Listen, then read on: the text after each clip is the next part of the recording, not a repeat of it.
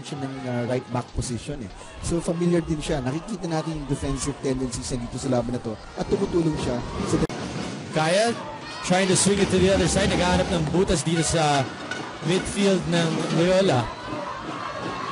Yung pressure defense ng Loyola. Ball is still alive. At may clearance na galing sa Loyola. Much to the delight of the crowd. Quarterfinals, yung naka-score agad yung Global, no? Versus Pachanga. Parang kaya, well, more patient din. Lagi na kailangan gawin ng Loyola. Yes. At the only thing though is alam natin na mabago dito. And that's exactly what they did when they got their first goal. Yes, yes. But Loyola, nagising na dahil sa goal na yun. Long kick. Warbeck. Of their goalkeeper, Saba Sadegi.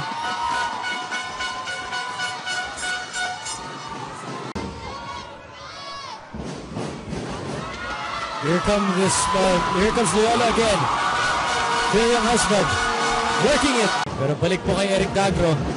At sa Kaya signal.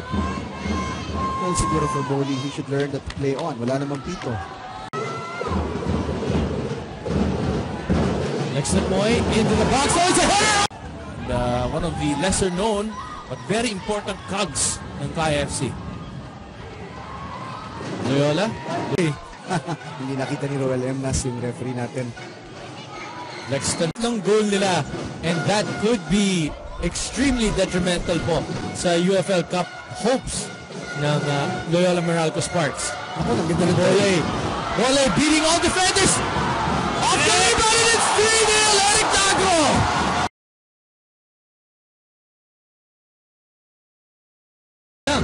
Mukhang naman subsen ito for Cam because I'm sure Loyola will want to exploit that.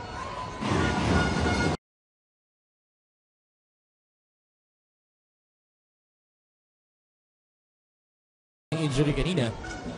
Terrible decision making once again. Instead of the pass back to a teammate, late papatuloy yung kwento. Sige. Sinabi ng Antonio Rosario, Loyola. Wow. So tinanong ko bakit. We know how they play. Unlike yung Stallion, medyo wild card. Bruising for a bruising eh. Medyo bogey team, medyo wild card eh. Oo. Lexton Moy, the James Young husband, looking for Phil, stopped. 4 passes when you could lay it over dito dun sa overlapping player, pero not there.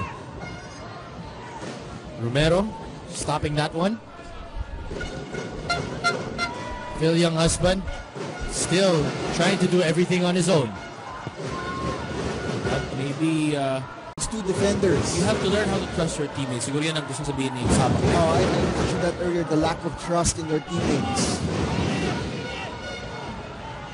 Here comes Romero. Romero taking it all the way, doing his version of Anton Del Rosario.